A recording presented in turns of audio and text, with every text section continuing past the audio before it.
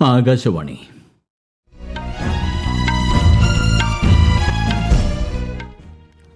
നമസ്കാരം. വാർത്തകൾ വായിക്കുന്നത് ഗോപകുമാർ.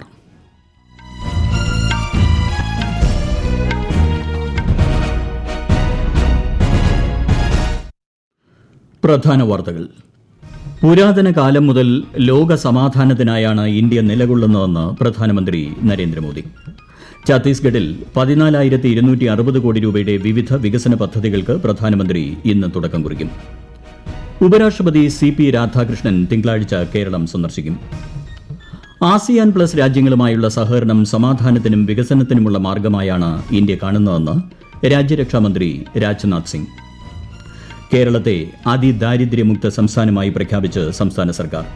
അതിദാരിദ്ര്യ നിർമ്മാർജ്ജനത്തിനായി കേരളം 1000 കോടിയിലധികം രൂപ ചെലവഴിച്ചതായി മുഖ്യമന്ത്രി പിണറായി വിജയൻ. പ്രഖ്യാപനം തട്ടിപ്പെന്ന് പ്രതിപക്ഷം. ഇന്ന് കേരള പിറവി. രാഷ്ട്രപതി, പ്രധാനമന്ത്രി, ഗവർണർ, മുഖ്യമന്ത്രി എന്നിവർ ആശംസകൾ നേർന്നു. ഇന്ത്യ ഓസ്ട്രേലിയ T20 പരമ്പരയിലെ 3ാം മത്സരം നാളെ. വാർത്തകൾ വിശദമായി. പുരാതന കാലം മുതൽ ലോക സമാധാനത്തിനായാണ് ഇന്ത്യ നിലകൊള്ളുന്നതെന്ന് പ്രധാനമന്ത്രി നരേന്ദ്രമോദി. ഛത്തീസ്ഗഡിലെ നവ റായ്പൂരിൽ ശാന്തി ശിഖർ ബ്രഹ്മകുമാരീസ് ധ്യാനകേന്ദ്രം ഉദ്ഘാടനം ചെയ്യുകയായിരുന്നു അദ്ദേഹം. ലോകത്തെവിടെയും ദുരന്തങ്ങളുണ്ടാകുമ്പോഴും ഏത് ആപത്ഘട്ടത്തിലും അടിയന്തര സഹായവുമായി ഇന്ത്യ ഓടിയെത്തുമെന്നും പ്രധാനമന്ത്രി പറഞ്ഞു. विश्व शांति की अवधारणा ये भारत के मौलिक विचार का अधिष्ठान है, हिस्सा है.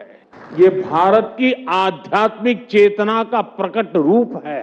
आज दुनिया में कहीं भी कोई संकट आता है, कोई आपदा आती है, तो भारत एक भरोसेमंद साथी के तौर पर मदद के लिए आगे आता है, तुरंत पहुंचता है.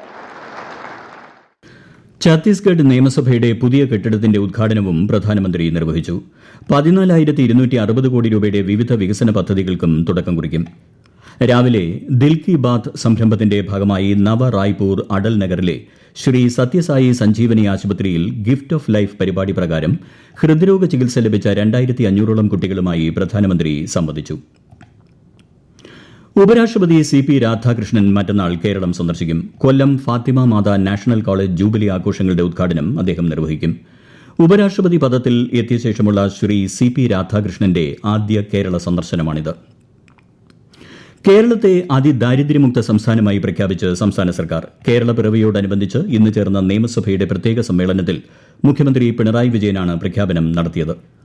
അതിദാരിദ്ര്യ നിർമ്മാർജ്ജനത്തിനായി 1000 കോടിയിലധികം രൂപയാണ് കേരളം ചെലവഴിച്ചതെന്ന് അദ്ദേഹം പറഞ്ഞു. 62 ലക്ഷത്തോളം കുടുംബങ്ങൾക്ക് ക്ഷേമ പെൻഷൻ നൽകിയതും 4.70 ലക്ഷത്തോളം ഭവനരഹിത കുടുംബങ്ങൾക്ക് വീടുകൾ ലഭ്യമാക്കിയതും അടക്കമുള്ള നടപടികളാണ് കേരളത്തെ രാജ്യത്തെ ആദ്യ അതിദാരിദ്ര്യമുക്ത സംസ്ഥാനമാക്കി മാറ്റിയതെന്നും അദ്ദേഹം പറഞ്ഞു. അതേസമയം പ്രതിപക്ഷം നിയമസഭ ബഹിഷ്കരിച്ചു. കേരളം അതിദാരിദ്ര്യമുക്തമാണെന്ന മുഖ്യമന്ത്രിയുടെ പ്രഖ്യാപനം തട്ടിപ്പാണെന്നും പ്രതിപക്ഷ നേതാവ് VD സതീശനും BJPയും ആരോപിച്ചു. ഇന്ന് കേരള പിറവി. ഭാഷാ അടിസ്ഥാനത്തിൽ 1956 നവംബർ 1-നാണ് ഐക്യ കേരളം രൂപീകരിച്ചത്. 69ാം വാർഷികത്തോട് അനുബന്ധിച്ച് വിപുലമായ ആഘോഷ പരിപാടികളാണ് സംസ്ഥാനത്ത് നടക്കുന്നത്. മലയാള ദിനാഘോഷത്തിന്റെയും ഭരണഭാഷാ വാരാഘോഷത്തിന്റെയും സംസ്ഥാനതല ഉദ്ഘാടനം മുഖ്യമന്ത്രി പിണറായി വിജയൻ അല്പസമയത്തിനകം നിർവഹിക്കും. തിരുവനന്തപുരം സെൻട്രൽ സ്റ്റേഡിയത്തിൽ ഇന്ന് ഉച്ചയ്ക്ക് ശേഷം നടക്കുന്ന ചടങ്ങിൽ ചലച്ചിത്ര താരങ്ങളായ മോഹൻലാൽ, മമ്മൂട്ടി, കമൽ ഹാസൻ തുടങ്ങിയവർ മുഖ്യ അതിഥികളാവും. കേരള പിറവിയോടനുബന്ധിച്ച് രാഷ്ട്രപതി ദ്രൌപദി മുർമു, പ്രധാനമന്ത്രി നരേന്ദ്രമോദി, ഗവർണർ രാജേന്ദ്ര വിശ്വനാഥ് ആർലേക്കർ, മുഖ്യമന്ത്രി പിണറായി വിജയൻ തുടങ്ങിയവർ ലോകമെമ്പാടുമുള്ള മലയാളികൾക്ക് ആശംസകൾ നേർന്നു. രാജ്യത്തിന്റെ പുരോഗതിക്ക് സംസ്ഥാനം ശ്രദ്ധേയമായ സംഭാവനകൾ നൽകിയിട്ടുണ്ടെന്ന് രാഷ്ട്രപതി സമൂഹ മാധ്യമത്തിൽ കുറിച്ചു.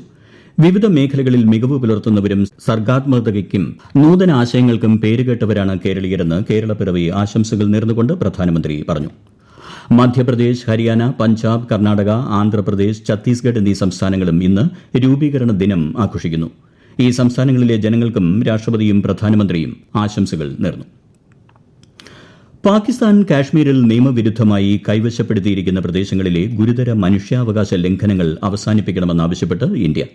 കഴിഞ്ഞ ഏതാനും ആഴ്ചകളായി പാക് അധീന കാശ്മീരിന്റെ ചില ഭാഗങ്ങളിൽ അടിസ്ഥാന അവകാശങ്ങൾക്കായി പോരാടുന്ന നിരപരാധികളെ കൊന്നൊടുക്കുന്നതായി ഇന്ത്യയുടെ UN mission secretary Bhavika Mangalanandan UN പൊതുസഭയിൽ പറഞ്ഞു. ജമ്മു കാശ്മീരും ലഡാക്കും ഇന്ത്യയുടെ അവിഭാജ്യ ഘടകമാണെന്നും ശ്രീമതി ഭവിക കൂട്ടിച്ചേർത്തു. സമ്പന്നവും വൈവിധ്യപൂർണവുമായ പാചക പൈതൃകത്തിന്റെ പേരിൽ ലക്നൌവിനെ യുനെസ്കോയുടെ സർഗാത്മക നഗരങ്ങളുടെ പട്ടികയിൽ ഉൾപ്പെടുത്തി. ഉസ്ബെക്കിസ്ഥാനിലെ സമർഖണ്ഡിൽ നടന്ന 43ാമത് പൊതുസമ്മേളനത്തിലാണ് അംഗീകാരം. ഇതോടെ ഈ പദവി നേടുന്ന ലോകമെമ്പാടുമുള്ള 70 നഗരങ്ങളിലൊന്നായി ലക്നൌ മാറി. ഹൈദരാബാദിനു ശേഷം ഈ പദവി നേടുന്ന രണ്ടാമത്തെ ഇന്ത്യൻ നഗരം കൂടിയാണ് ലക്നൌ. H-1B വിസ ഫീസ് $1 ലക്ഷം വർദ്ധിപ്പിച്ച അമേരിക്കൻ പ്രസിഡന്റ് ട്രംപിന്റെ സെപ്റ്റംബർ 19 പ്രഖ്യാപനം പുനഃപരിശോധിക്കണമെന്ന് US നിയമനിർമ്മാണ സഭാംഗങ്ങൾ. ഇക്കാര്യം ആവശ്യപ്പെട്ട് ജിമ്മി പനേറ്റ, അമി ബറ, സലൂദ് കാർബജൽ, ജൂലി ജോൺസൺ എന്നിവർ ട്രംപിന് കത്തെഴുതി. പുതിയ നിയന്ത്രണങ്ങൾ US ഇന്ത്യ ബന്ധങ്ങളെ പ്രതികൂലമായി ബാധിക്കുമെന്നും നിയമനിർമ്മാണ സഭാംഗങ്ങൾ ചൂണ്ടിക്കാട്ടി. ഈ വാർത്തകൾ ആകാശവാണിയിൽ നിന്ന്. ആകാശവാണി വാർത്തകളും വാർത്താ അധിഷ്ഠിത പരിപാടികളും All India Radio News Thiruvananthapuram YouTube ചാനലിലും All India Radio News Thiruvananthapuram Facebook പേജിലും AIR ന്യൂസ് _ ഇൻസ്റ്റഗ്രാം അക്കൌണ്ടിലും @AIR ന്യൂസ് _TVM X ഹാൻഡിലും ലഭ്യമാണ്.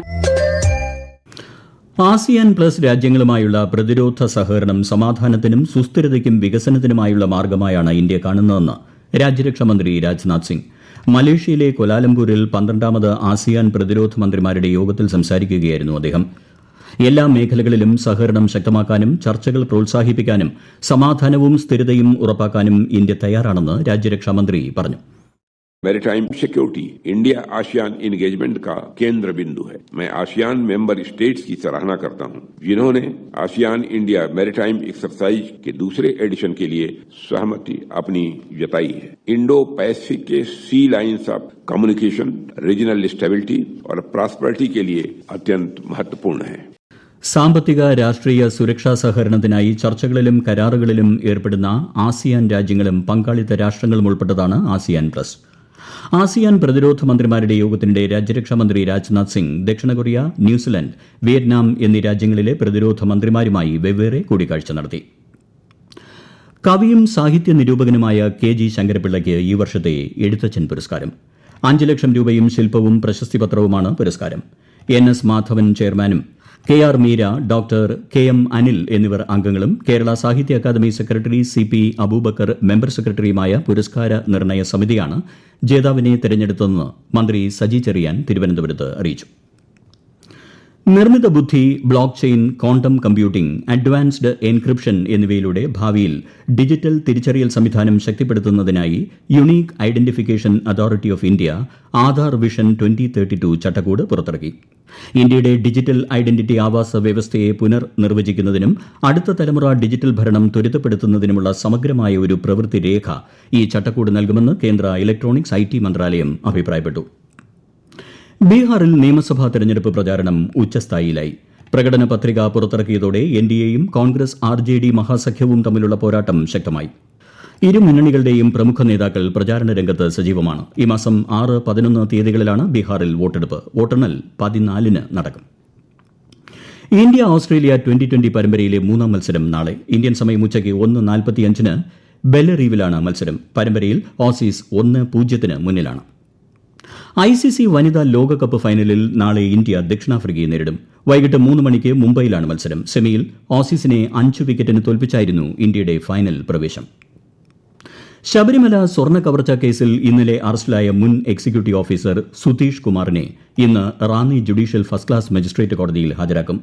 ദ്വാരപാലക ശില്പങ്ങളിലെ സ്വർണ്ണപ്പാളികളെ ചെമ്പ് പാളികളെന്ന് രേഖപ്പെടുത്തി പോറ്റിക്ക് സഹായം ചെയ്തത് സുധീഷ് കുമാറാണ്.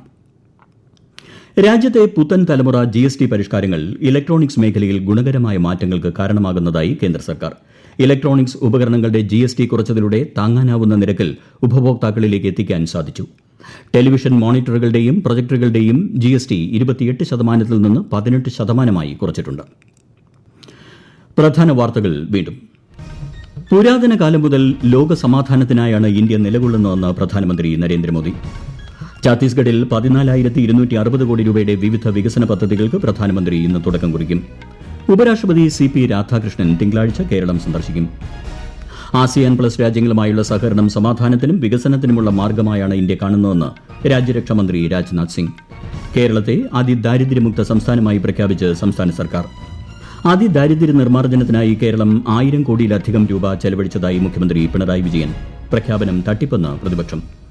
ഇന്ന് കേരളപ്പിറവി. രാഷ്ട്രപതി, പ്രധാനമന്ത്രി, ഗവർണർ, മുഖ്യമന്ത്രി എന്നിവർ ആശംസകൾ നേർന്നു. ഇന്ത്യ ഓസ്ട്രേലിയ 2020 പരമ്പരയിലെ 3ാം മത്സരം നാളെ. വാർത്തകൾ കഴിഞ്ഞു. അടുത്ത വാർത്താ പ്രക്ഷേപണം വൈകിട്ട് 6:30.